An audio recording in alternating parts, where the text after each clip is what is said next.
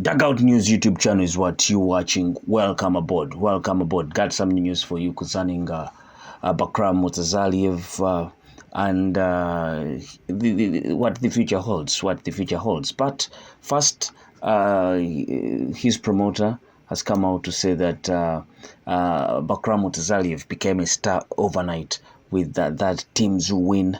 And Bakhram Murtazaliev, we all know that he did the unthinkable, stopped Tim Tszyu. Tim Tszyu was stopped for the very first time in his pro career, and he had the world title going into that Saturday fight with Tim Tszyu, but it was Tszyu who had the bigger name and better track record, and he was the bookie's favorite. Now Murtazaliev has made a name for himself at Tim Tszyu's expense. Murtazaliev wasn't as well known as his fellow junior middleweight before defending his IBF belt against Tim Tszyu at the Caribe Royale Orlando.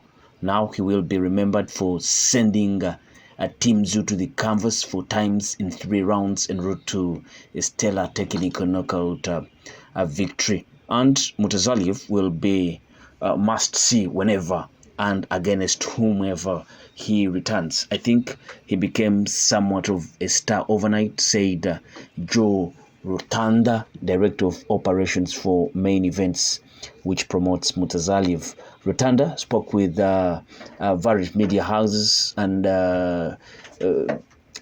plus media outlets on Monday, and said that it's incredible. I'm happy for him. The kid waited a long time. Jamel Charlo didn't want to fight him for however many years. He just spent that time getting better.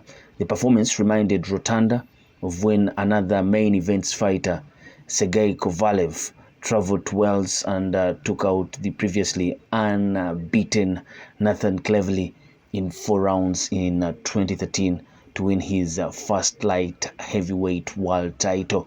Murtazaliev versus Tim Tszyu was the main event of the first Premier Boxing Champions PBC non-pay-per-view broadcast on Amazon's Prime Video.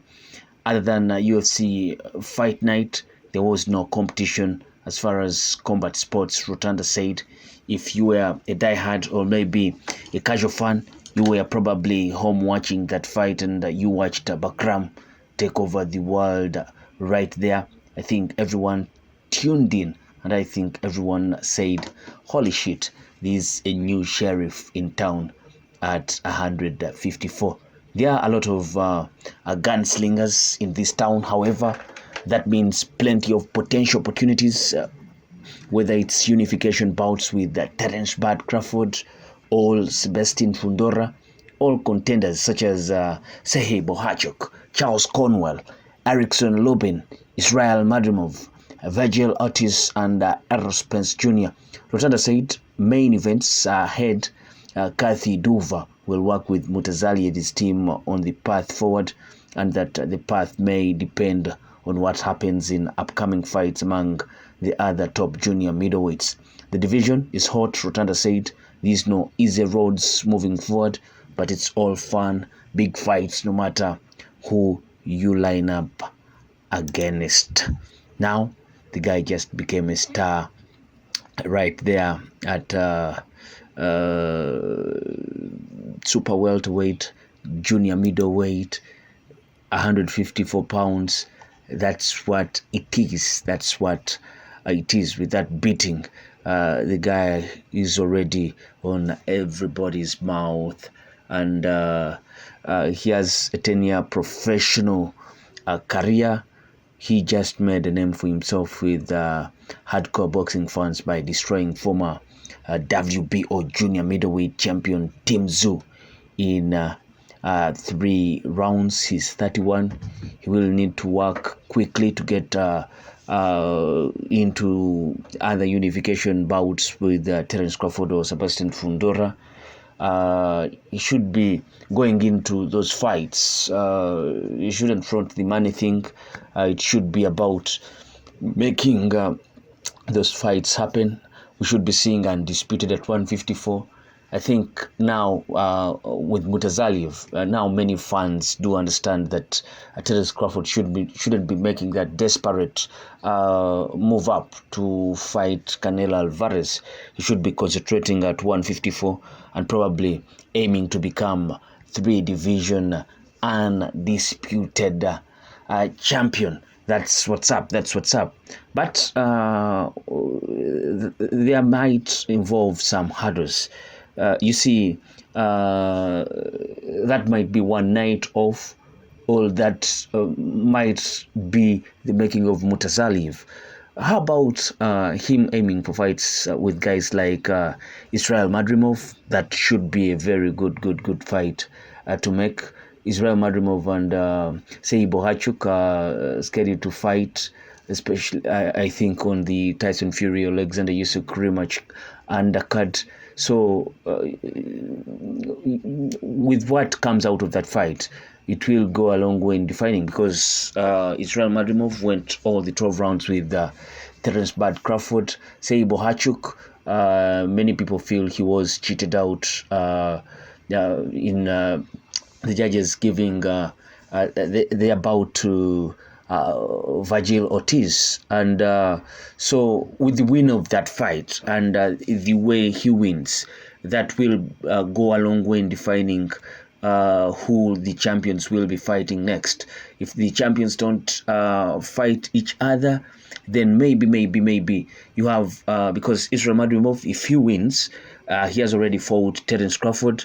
There might not be that zeal to make that fight from especially the Saudi king, who is making those bouts happen currently, and it was also going to set some setbacks if Tim Tszyu had won, because Tim Tszyu is not in good working relationship with Taki Al-Shiki, and he talked big going into that fight and saying that he's acting like Canelo and Tank Davis, the way they have snubbed working with Taki Al-Shiki, especially them valuing themselves highly and denying fans the chance to see good fights in their weight classes. So for Tim Tszyu, it's bad news, but for Murtazaliev, you think it can be easy to make a fight between Murtazaliev and Terence Crawford, Israel Madrimov and Murtazaliev, Virgil Ortiz and Murtazaliev. But will those guys be willing to go into a fight with Murtazaliev? Terence Crawford is one guy that likes challenges, but he aims for bigger challenges. But I think now with Murtazaliev of Fundora, there's a chance for him to become 3-division undisputed, the first man to be 3-division undefeated. So there's good chance for him in there. But what will happen, we all don't know.